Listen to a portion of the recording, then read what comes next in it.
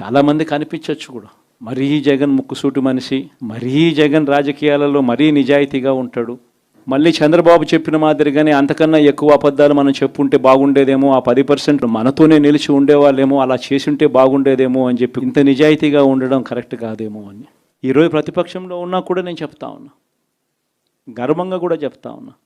ఈ రోజుకి కూడా ఓడిపోయిన పర్వాలా, జగన్ అబద్ధాలు ఆడడు. 2014లో కూడా ఇదే నమ్మాను. సాధ్యం కానిది సాధ్యం కాదు అని నేను చెప్పాను.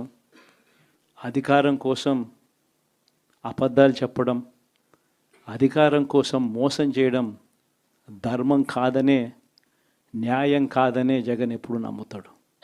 చంద్రబాబు నాయుడు ఏమో వ్యవసాయ రుణాలు మాఫీ దగ్గర నుంచి అన్నీ కూడా చేస్తానని చెప్పి ఆ తర్వాత మళ్ళీ 2019 వచ్చేసరికి చేయక ప్రజలు రెట్టించిన ఉత్సాహంతో మళ్ళీ మనల్ని తీసుకొచ్చారు. మళ్ళీ ఈరోజు కూడా అదే జరుగుతుంది.